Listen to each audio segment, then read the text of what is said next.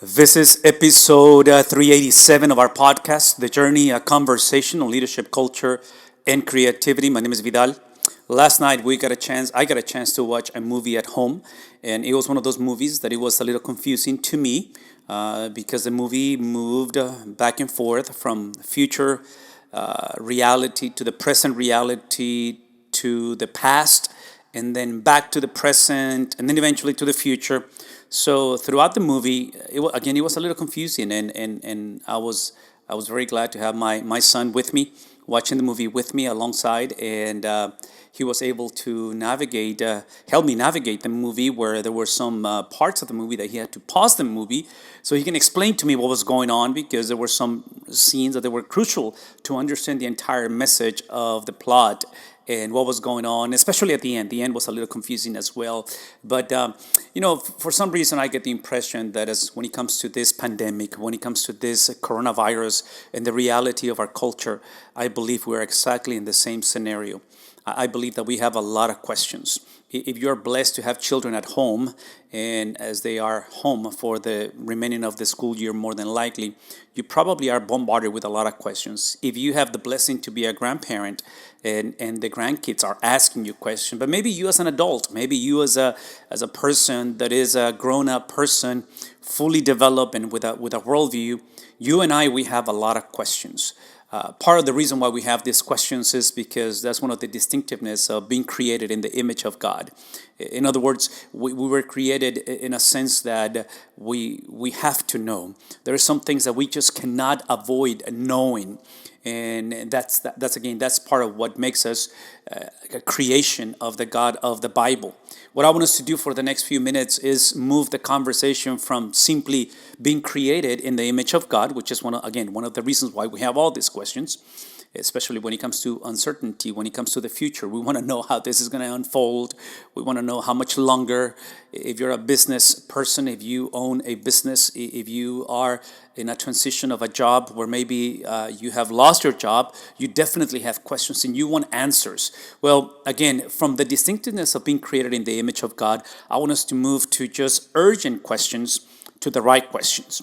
Because if you think about it, when you ask the right questions, you're going to be able to get the right answers, or at least you have a better possibility to get the right answers. If you ask the wrong questions, the problem with wrong questions most of the time is not the question in itself, is the fact that most of the time we do not know that those are the wrong questions.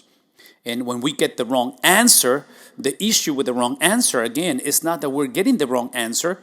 The issue is that we don't know that it's the wrong answer because we didn't know that it was the wrong question.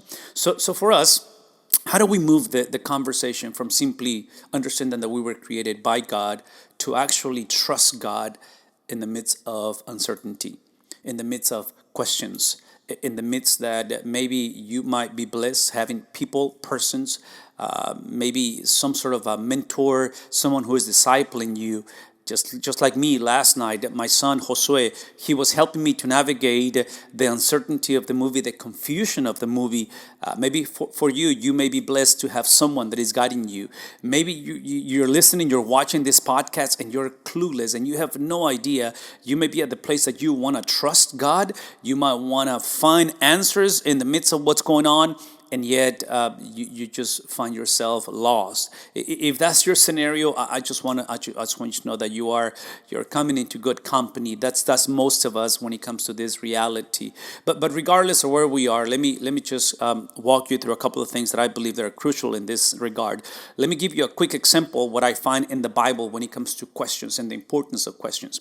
When you look at creation, for instance, and you go back into the beginning of the story in the Bible, the creation narrative, Genesis 1, Genesis 2, if we approach this scenario, if we approach this kind of a foggy, because I believe it is foggy, kind of a foggy narrative of Genesis doesn't give us the details that we want to have when it comes to our linear thinking 21st century worldview.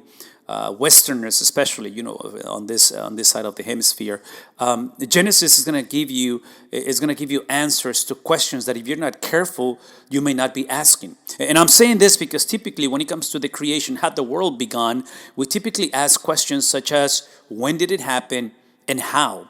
We want to know the details. We want to know, chronologically speaking, we want to know exactly the times or the billions of years, millions of years. And we got a lot of questions that, again, the Bible is not anti-questions. The Bible is just want to make sure that we ask the right questions. So if you're listening to this podcast again, and you are asking the questions, when is it that life began, and how did it begin in this world, in this cosmos, in the universe, your questions are legit. They're just the wrong questions when it comes to the Bible or the book of Genesis to a certain degree.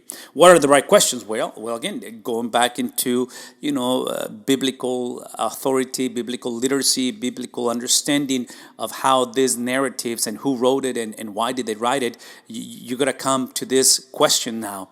When it comes to the creation of the world, is who created it? And then the biggest question probably for me is why? Why was this created? So once again, as you think about the reality of life, the reality of uncertainty, maybe for some of us, we might be at a place where we are facing this reality beyond the monetary, beyond the lack of a job. Maybe it's actually a health issue because this is a pandemic, this is a virus that is sweeping across places that we could have never imagined in our generation to see something like this. And my invitation is that we approach this issue through the proper questions. Now, the framework that I'm going to invite you to consider today, the framework, if you would just meditate for a second on how to process and navigate uncertainty, is that you come back to the Creator, to the one who has become the anchor of every question that we could have ever imagined to have in our life, and beyond this life. So for that, I'm speaking of the person of God. And when he comes to God, the way He orchestrates, the way He answers, the way He provides, kind of a framework to filter questions, it has to be through His very own Son. Because what happens with Jesus becomes not simply the incarnation of who God is, but what Jesus does is He makes God beneficial. And I'm saying God because the conversation is never based on the questions that I have. The conversation is based on the answers that God provides. I'm going to say that again. The question never begins with the conversation never begins with the questions that I have. Your questions and my questions are legit, but that's not where the conversation begins. The conversation always begins with the answer that God provides. Why? Because if we were created by Him, and we were designed for Him, then it's pretty obvious that He knows what we need.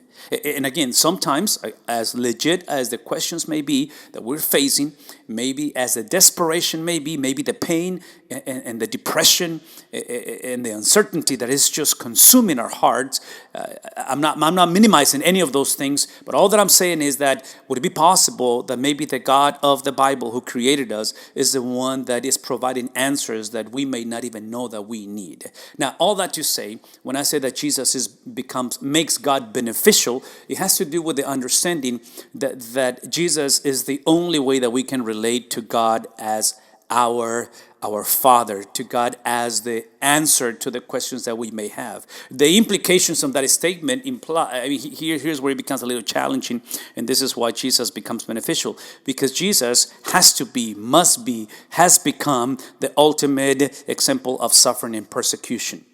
And the suffering and persecution is not simply because He needed to go through, the Via Dolorosa. He needed to go through the Good Friday to be crucified and then eventually buried and then eventually come back from among the dead, which we are about 3 weeks from celebrating that on Easter Sunday.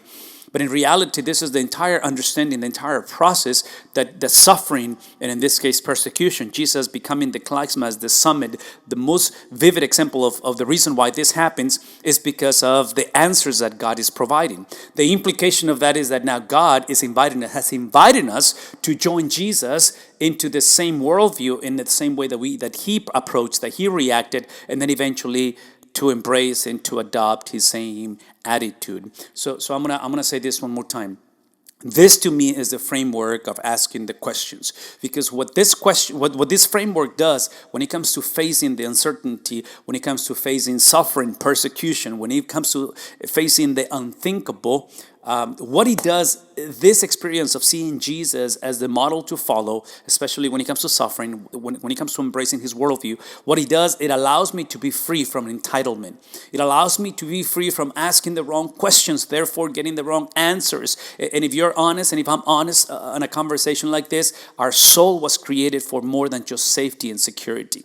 Our soul is created for more than just simply predictability, from simply accomplishing goals and accomplishing, specific tasks in life. Those things are legit. We were created to be united. We were created to not just get answers, but to know the God who is the answer. And that implies for us, obviously, to follow Jesus' example, because that's how he's going to navigate now. Now, if you're a follower of Jesus, which I hope and you are, if you have put your trust in Jesus, one of the freedoms that you enjoy is that when it comes to Jesus, you don't have to get baptized. Now the freedom is that you get to be baptized. It's the same thing that happens last night with watching the movie at home. I didn't have to watch the movie with my son, which I loved, but is that I got to watch the movie with him. In other words, is the concept of that relationship, is the concept that as much as I enjoy the movie, as much as I enjoy getting answers from him, what I really enjoy is just being with him, because that's what happens when it comes to Jesus, that we go from the duty of seeking God in moments like this, because we need answers,